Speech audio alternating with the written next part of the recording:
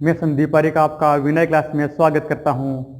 हम पढ़ रहे हैं व्यंजन संधि और व्यंजन संधि में हमने पहले 3 नियम पढ़ चुके हैं और हमने जो पिछला नियम पढ़ा था तीसरा वो उदाहरण से स्टार्ट हो रहा था। उसी प्रकार का उदाहरण में आपके सामने एक और वहीं से स्टार्ट करेंगे आज की क्लास। फिर भी देखते हैं कैसे लगते हैं।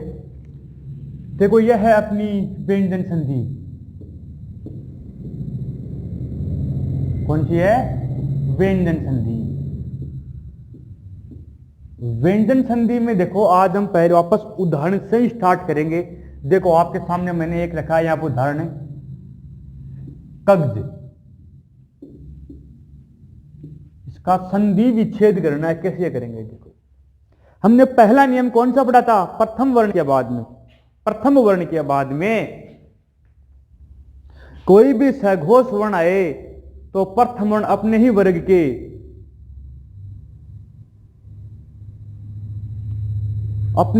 के तीसरे में बदल जाता है। ये देखा आपने प्रथम वर्ण के बाद में। लेकिन इसमें यहां यह काम नहीं करता। यहां पर देखो यह किस प्रकार का है। इसमें देखो आप तो इसी प्रकार से करते होंगे। देखो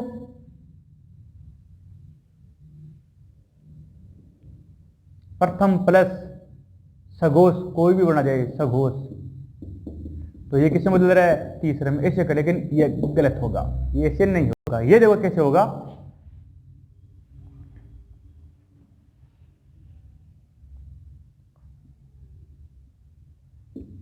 कग प्लस गज, कब्ज।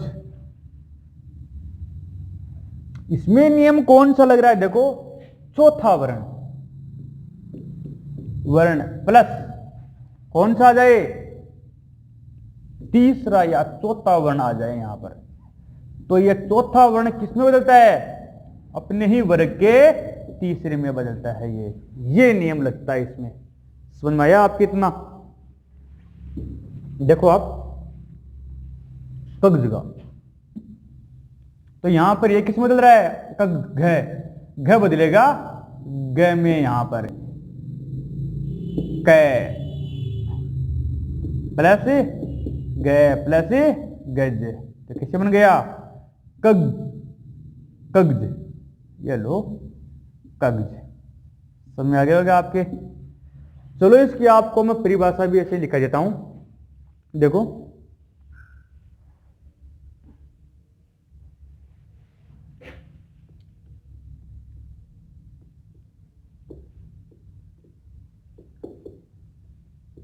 यदि वर्ग के चौथे वर्ण के बाद,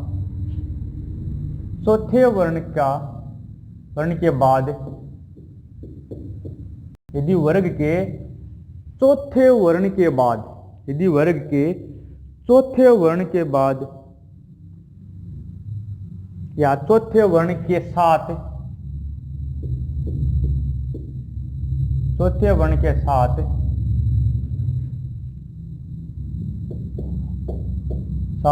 तीसरा या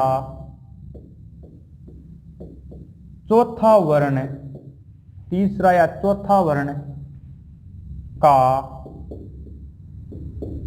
योग करने पर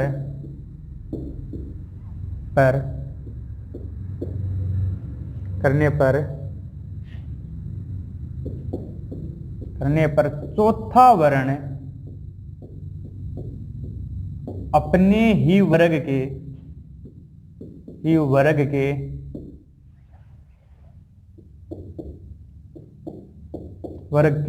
तीसरे में बदल जाता है।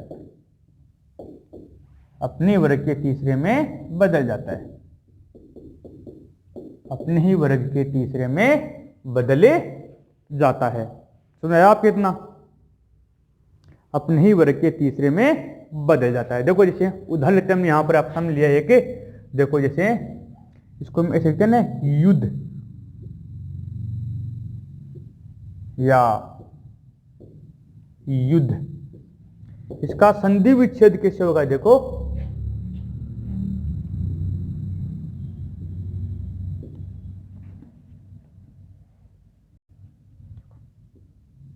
युद्ध प्लस ध, तो ये किस में बदलेगा, द में बदल जाएगा, तो किस हो जाएगा, युद्ध। ये बन गया युद्ध या युद्ध। समझ में आ गया होगा आप कितनी बात, युद्ध या युद्ध। देखो हमने जो पीछे का जो उदाहरण पिछली क्लास ली थी हमने, उसमें आपको बताया भी था मैंने उदाहरण से स्टार्ट करने का। इसमें देखो जब ये चौथा वर्ण के बाद में तीसरा चौथा वर्ण आए तो ये चौथा वर्ण ना प्रथम पद का ये किस बदलता है, अपने ही वर्ग के तीसरे में बदल जाता है। इसमें ये नियम फॉलो करेगा, चार वर्ण तीन चार वर्ण आए तो अपने वर्ग के तीसरे में बदल जाता है। यदि वर्ग के चौथे वर्ण के साथ तीसरा चौथा वर्ण का योग करने पर चौथा वर्ण अपने ही वर्ग के तीसरे में बदल जाता है। यह आपके सामने मैंने उदाहरण रख दिया। अब आप एक बार इसका स्क्रीनशॉट ले लो।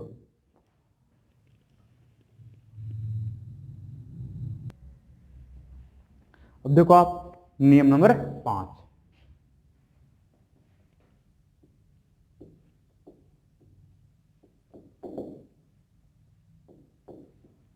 देखो यदि द वर्ण से पहले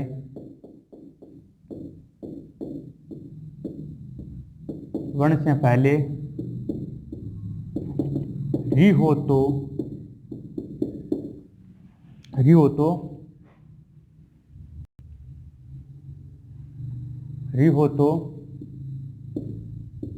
द के स्थान पर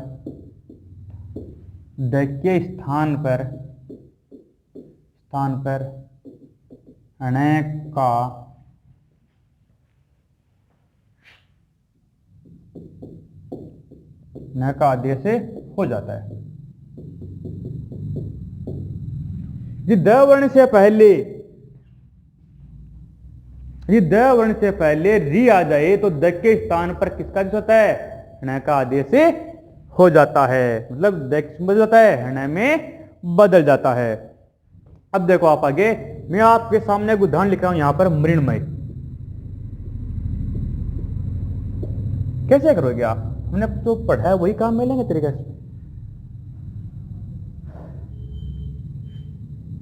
किस तरह से करोगे आप इसे, मेरे अंदाज से आप वही तरह काम मिलेंगे इसमें, मृत प्लस मय, मृण्मय। आप ही कहते होंगे प्रथम प्लस पांचवा अक्षर आए तो ये किसमें मिलता है, अपने ही वर्ग के पांचवें में। लेकिन ये नियम फॉलो नहीं करता इसमें, तो कौन सा काम करा, देखो मृण्मय।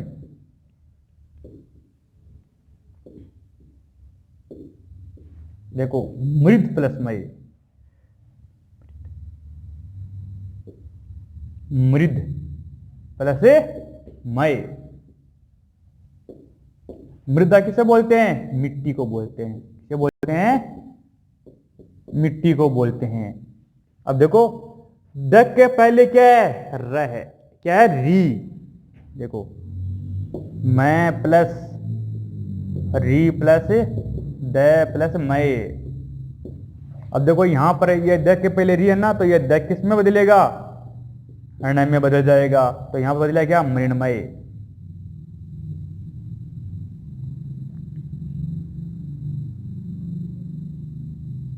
ये बदल गया मृण्मय।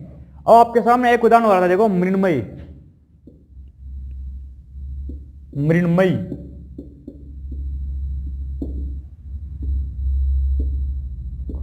मृद प्लस मई।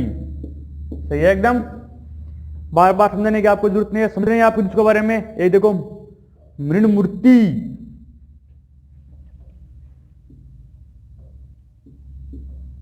मृण्मूर्ति। देखो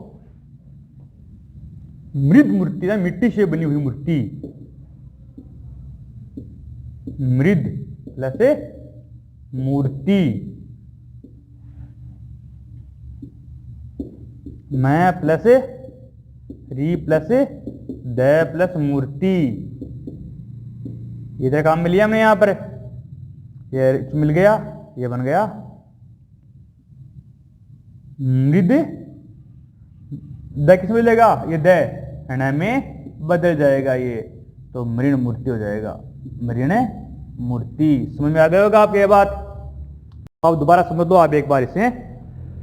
यदि द वर्ण से पहले ये रहा द, ये रहा द, ये रहा द वर्ण से पहले क्या आ जाए री, ये रहा री, ये रहा री आ जाए तो द किस में बदलता है, अणय में। ये बदल गया अणय में, ये बदल गया अणय में। समझा गया आप। अणय का आदेश हो जाता है, आदेश किसे बोलते हैं, बदलना, बदलना। ठीक है, मृण्मयी, मृण्मयी, मृणमूर्ति, विदमूर्ति। अब आप एक बार इसका स्क्रीनशॉट ले लो।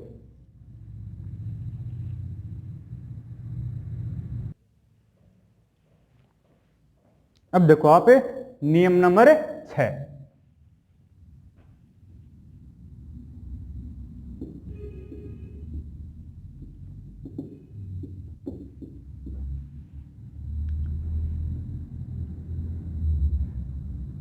देखो, यदि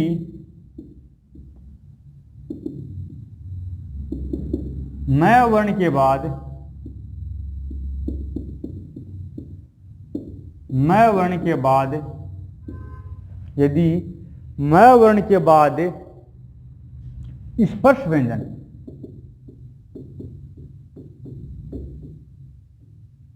स्पर्श व्यंजन कैसे, मैं तक व्यंजन,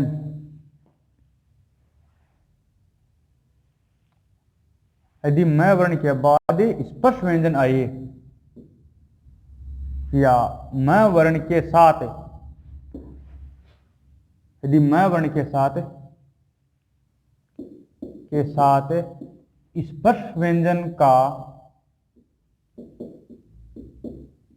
योग करने पर, का योग करने पर मैं अनुस्वार या अगले वर्ण के पांचवें में बदल जाता है, में बदले जाता है। यह नियम हमने पहले ही पढ़ा है जब आपको संधि स्टार्ट की थी। संधि में यही संधि है, इसे नियम नंबर 6 यही लगता है। देखो कैसे किया हमने, देखो मैं प्लस स्पर्श व्यंजन, इन्हें वर्गीय व्यंजन भी कहा जाता है। कैसे, मैं तक। समझ गए आप। तो मैं किस में बदलेगा, या मैं इन्हीं के पांचवें में बदल जाएगा, बदलेगा पांचवां वर्ण,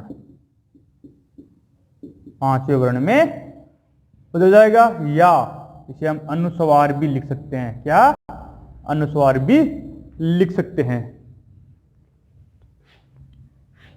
पांचवें वर्ण बदल जाता है, या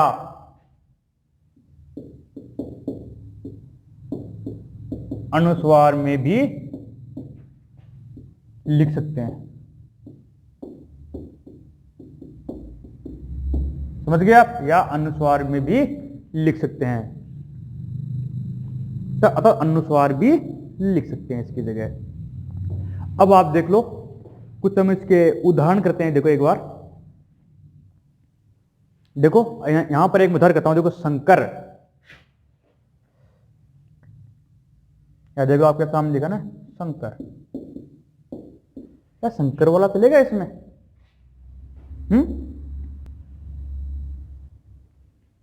देखो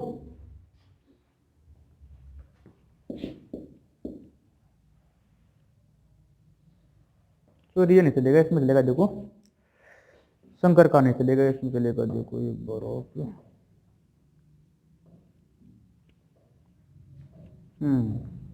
शंकरा किससे करेंगे हम? देखो इसको हम कैसे लिखते हैं, एक बार देखो।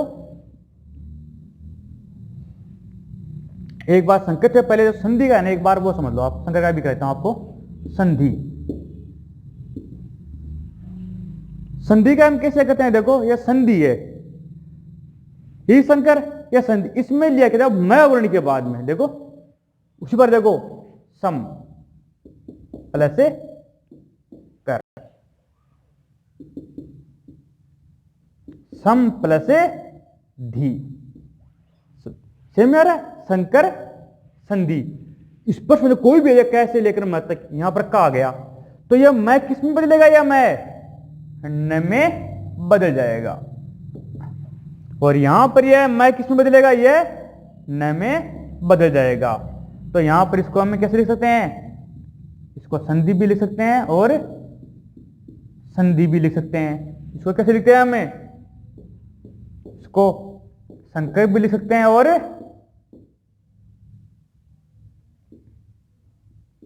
संकर भी लिख सकते हैं। इसे समझ में आ गया होगा आपको, इतनी बात, कोई प्रॉब्लम नहीं है इसमें। अब आप देखो इसके उदाहरण है, देखो अलंकृति,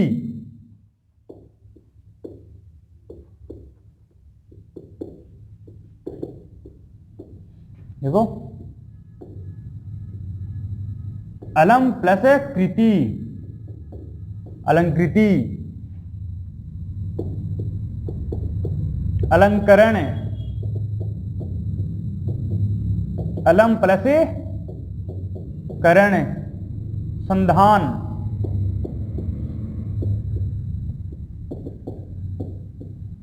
सम प्लस धान, संभव,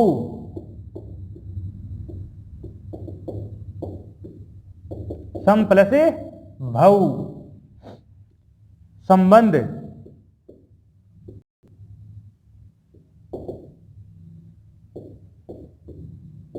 सम प्लस बंध, संप्रदाय,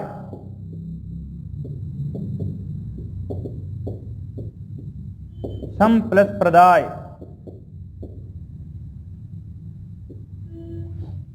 अब आ देखो संपर्क या संबोधन,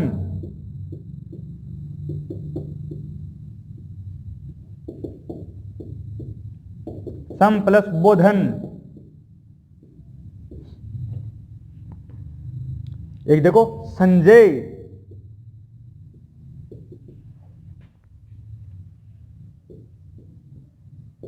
सम प्लस जय, इसको ऐसे भी लिख सकते हैं संजय।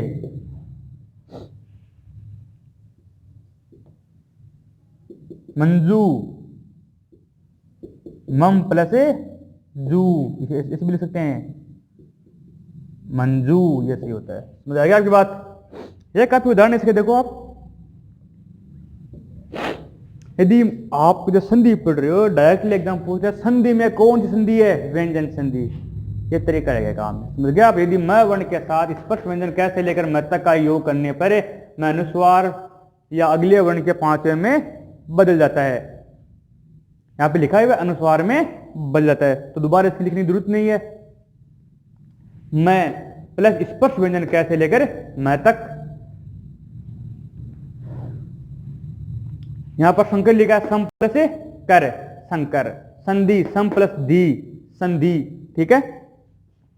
अलंकृति, अलम प्लस कृति, अलंकरण, अलम प्लस करण, संधान सम प्लस धान, संभव सम प्लस भव, संबंध सम प्लस बंध, संप्रदाय सम प्लस प्रदाय, संबोधन सम प्लस बोधन, संजय ना, ये ना पंचमाहिरा, इसमें भी यहाँ इस प्रकार से आपको देखो संजय में देखो यहाँ पर ये लिखा हुआ है जय का पंचमाक्षर है ना, यहाँ पर जगह इसका पंचमाक्षर ये है, यहाँ रखना न, मंजू में न मत दिया करो, यहाँ आता है। समझ गए आप। ये आपके संधि शब्दार्थ में भी बहुत काम में आती है। और अब तक हमने कितने नियम पढ़ चुके हैं, 6 नियम में पढ़ चुके हैं। अब आप एक बार इसका स्क्रीनशॉट ले लो।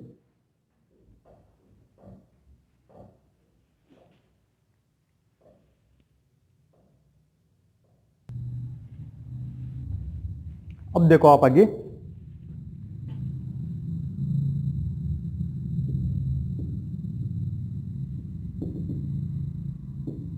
नियम नंबर 7 देखो, यदि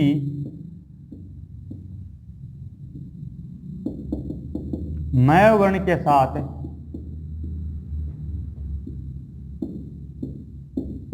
यदि मैं वर्ण के साथ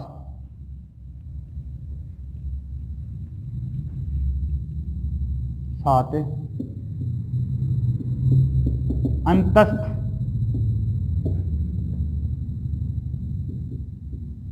उसमें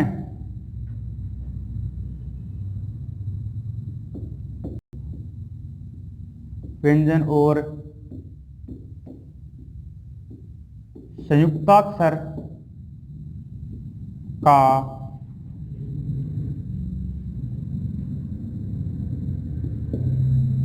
का योग होने पर मैं अनुस्वार में बदलता है, में बदलता है, किसमें बदलता है? अनुस्वार में बदलता है। देखो पहले हमने मैं के बारे में पढ़ा था अंतस्थ व्यंजन, सॉरी स्पर्श व्यंजन कैसे लेकर मैं तक, तो वो अनुस्वार में मिल सकते हैं उसे और पंचमाक्षर में मिल सकते हैं। अब देखो उसे अंतस्थ ऊष्मा व्यंजन और संयुक्ताक्षर का योग होने पर मैं किसमें बदलता है? अनुस्वार में बदलता है। आप इसको ऐसे भी समझ सकते हो, देखो इस नियम को, मैं प्लस अंतस्थ प्लस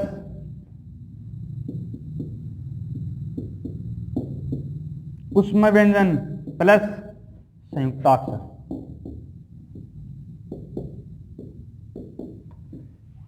यह अंतस्थ व्यंजन कौन सा है?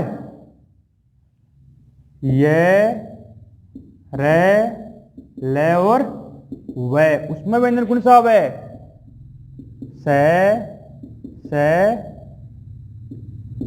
से और है। संयुक्ताक्षर से त्रे गे और सरे। ये आ जाए तो मैं किस में बदलता है? ये अनुस्वार में बदल जाता है, या अनुस्वार में बदल जाता है। समझ में आ गएगा कितनी बात? ये देखो संरचना,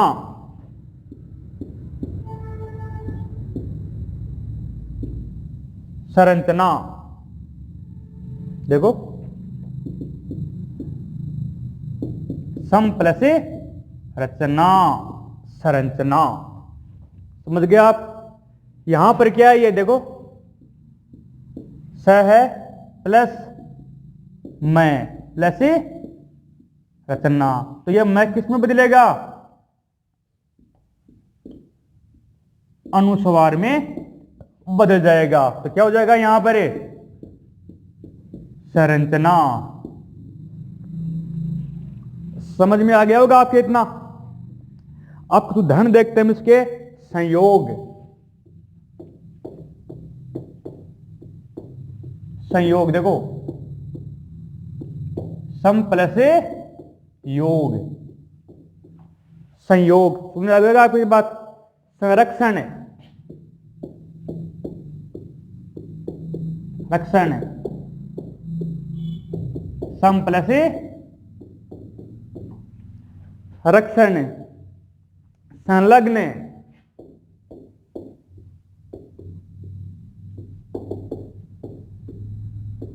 सम प्लस लग्न, संलग्न, संलाप,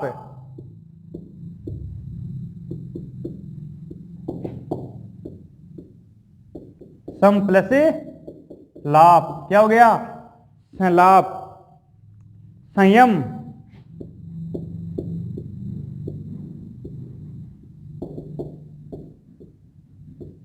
सम प्लस यम, संयम। ये स्वयंवर, स्वयंवर, स्वयं प्लस वर, स्वयंवर। संज्ञान,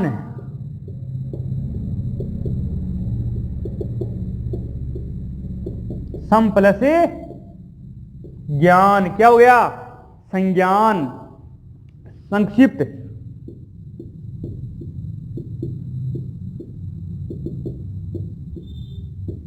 सम प्लस संक्षिप्त, जो है ना संयुक्त अक्षर वाला। और ये आ गया अपना अंतस्थ वाला। और कौन सा आ गया?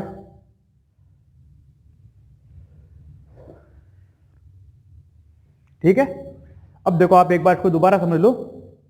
यदि मैं वर्ण के साथ अंतस्थ, ऊष्म और संयुक्त अक्षर का योग होने पर मैं किस में बदलता है? अनुस्वार में बदलता है। इससे पहले दूसरा नियम पढ़ा था हमने, उसमें मैं के साथ किसका योग करे थे हम? कैसे लेकर मैं तक के वर्ण, स्पर्श व्यंजन हो गए।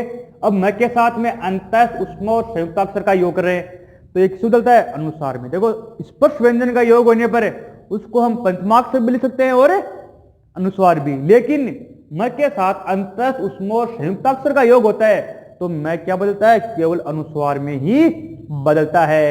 ये रहा मैं प्लस अंतस्थ, ऊष्म व्यंजन और संयुक्ताक्षर। मैं किस में बदल रहा है? यहां पर अनुस्वार में बदल रहा है। किस में बदल रहा है? यहां पर अनुस्वार में बदल रहा है। संरचना सम प्लस रचना। अब देखो मैं के बाद में कौन सा आया? ये रे किस में आता है? अंतस्थ व्यंजन। तो मैं किस में बदल गया? यहां पर अनुस्वार में बदल गया। संयोग सम प्लस योग, संरक्षण सम प्लस रक्षण, संलग्न सम प्लस लग्न, संलाप सम प्लस लाप, संयम सम प्लस यम, स्वयंवर स्वयं प्लस वर, संज्ञान सम प्लस ज्ञान, संक्षिप्त सम प्लस क्षिप। समझ में आएगा आपके नियम नंबर 7। अब आप एक बार इसका स्क्रीनशॉट ले लो।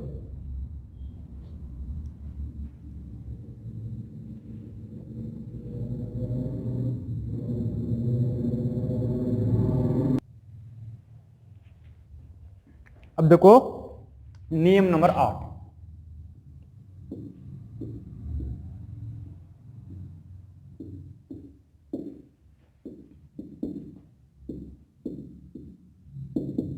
सम प्लस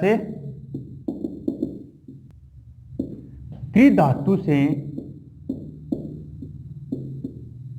बना कोई शब्द, ठीक है। सम प्लस क्री धातु से बना कोई शब्द,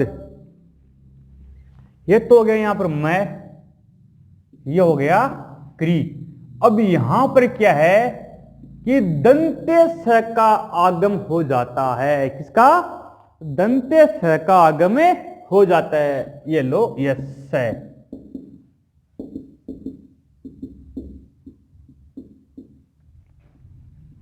दंते स का आगम, दंते स का आगम में हो जाता है। तो क्री धातु से बने शब्द,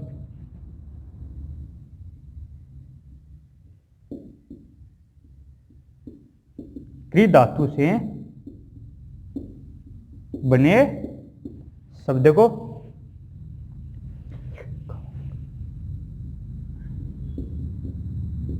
कार, करण, कारक, कार्य, कर्ता, कृति, कृति, स्पेस में क्रम आ गया और कर्म। ये अब देखो यहां पर हम उदाहरण ले रहे हैं। देखो संस्कार, यहां लेते हैं, कोई बात नहीं, यहां लेते हैं हम। देखो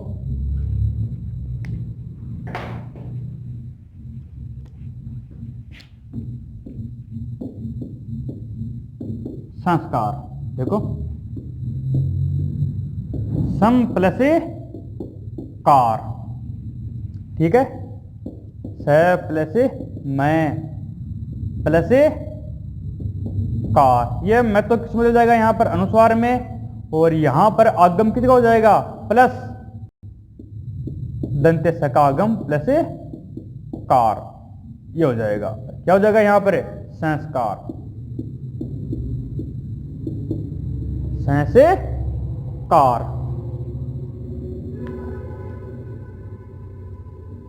समझ में आई आपकी इतनी बात?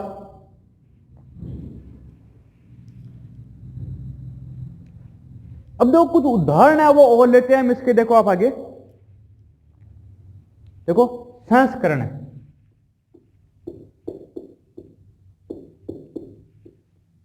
देखो समप्लसकरण,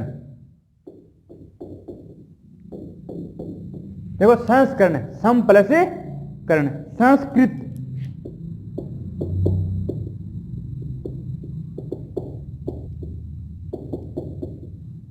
समप्लसीकृत, संस्कृति,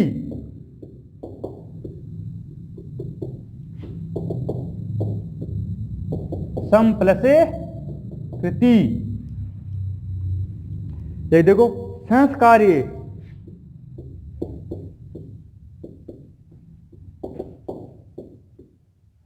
समप्लसे कार्य, संस्कार्य,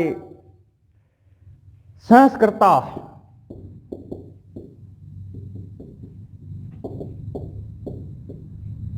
समप्लसे कर्ता, एक कहते हैं संस्कारक,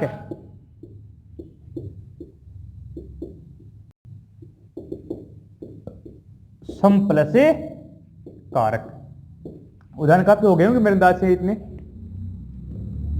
अब आप देखो एक बार इसमें हमने नियम 8 कौन सा लिया है, देखो सम प्लस क्री धातु से बना कोई शब्द, सम प्लस क्री धातु से बना कोई शब्द, तो कौन सा? देखो सम, मैं तो यहां पर किसमें बदल रहा है?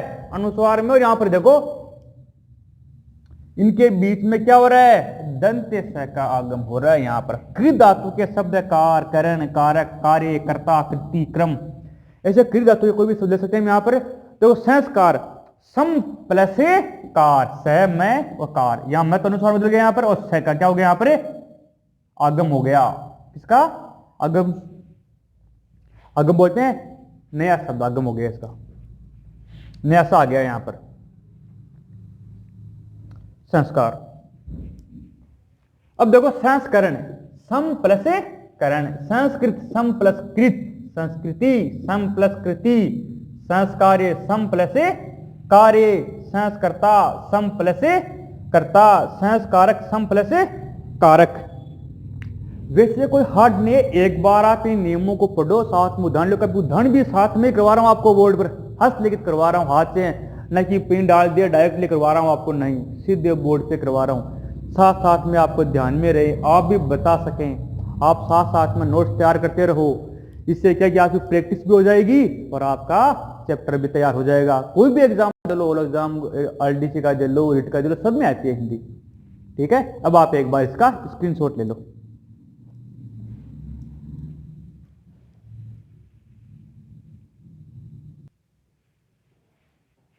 हम देखो आप नियम नंबर 9,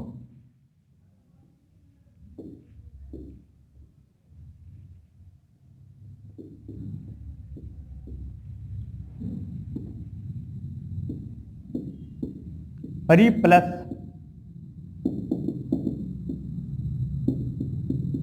क्री धातु से बना कोई शब्द, यह प्री है, यह क्री है। अब इनके बीच में यहां पर क्या है? यह रहा स,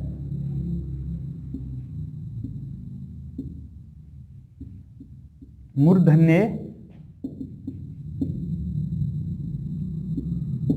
स का आगम कहां पर है? यहां पर मूर्धन्य स का आगम हो जाता है, इसका मूर्धन्य स का आगम हो जाता है। अब यहां पर हम उदाहरण देखो, एक परिष्कार,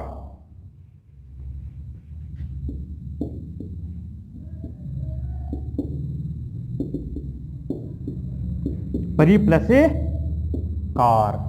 अब यहां पर देखो हेरा, तो इनके बीच में किसका आगम हो रहा है? यहां पर ये रहा मूर्धन्य स का आगम,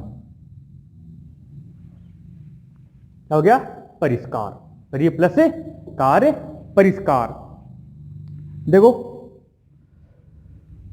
इसको हम ऐसे भी लिखते हैं, देखो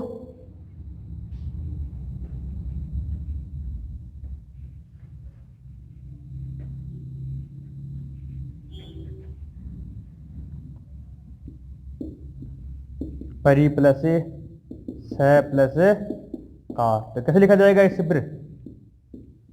परिष्कार, ऐसे लिखा जाएगा ये। अब इसका हम अन्य उदाहरण भी ले सकते हैं, जैसे देखो परिष्कृत, परिष्कृत, परि प्लस कृत, परिष्कृत, परिष्कृति,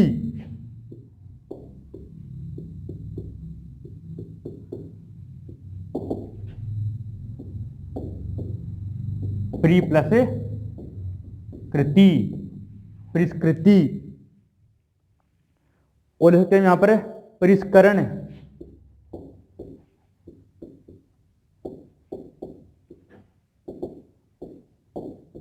परि प्लस करण, परिष्करण।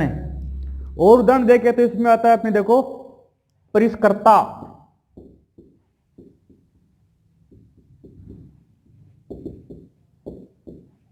परि प्लस कर्ता। एक आता है देखो इसमें परिष्कारक,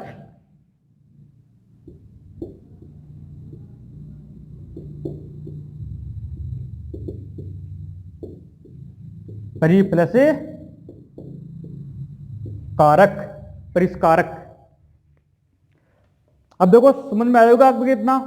देखो प्री प्लस क्री धातु से बना कोई शब्द, प्री प्लस क्री धातु से बना कोई शब्द लेते हैं। अब यहां पर तो जो योग करते हैं तो यहां पर मूर्धन्य स का आगम हो जाता है। जब परिष्कार प्री प्लस कार, तो यहां पर क्या लिया हमने? ये सा आ गया बीच में जोड़ने पर, क्या बनता है? परिष्कार, परिष्कृत, परि प्लस कृत, परिष्कृत, परि प्लस कृत, कृति, परिष्करण, परि प्लस करण, परिष्कर्ता, परि प्लस कर्ता, परिष्कारक, परि प्लस कारक। समझ में आया कितने बात? अब आप एक बार इसका स्क्रीनशॉट ले लो।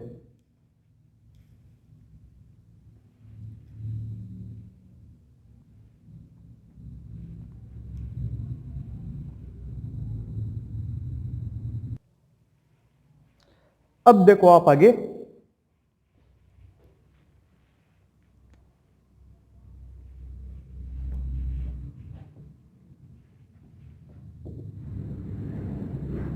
यदि किसी उपसर्ग का अंतिम वर्ण स्वर रहित हो और उसका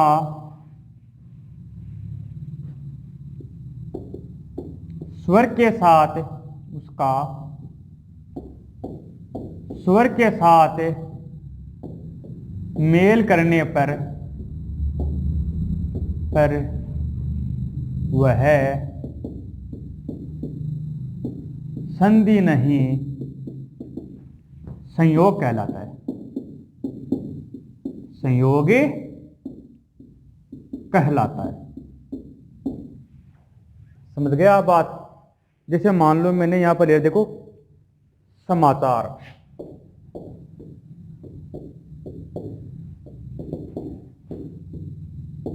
सम प्लस आचार, क्या है? समाचार। यहां पर यह आयत में मिल जाएगा तो क्या हो जाएगा? समाचार। संयोग हो रहा है यहां पर। एक देखो आप निरूपाय,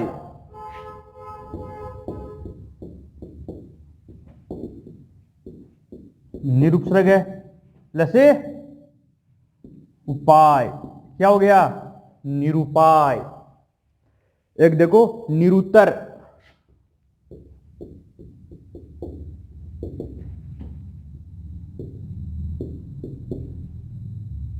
निर प्लस उत्तर, निरुत्तर। निरुत्तर।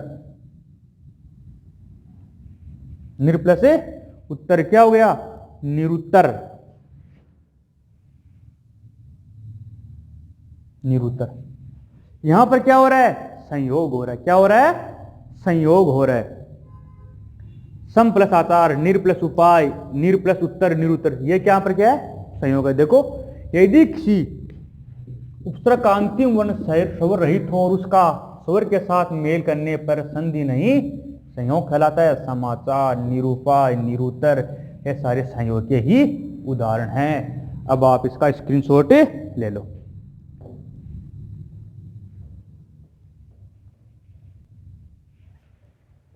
आज की क्लास को अब हम यही विराम देते हैं और नेक्स्ट क्लास या नेक्स्ट वीडियो तक आप अपनी पढ़ाई को यूं जारी रखिए। प्रॉब्लम आए तो आप कमेंट बॉक्स में मैसेज कर सकते हैं।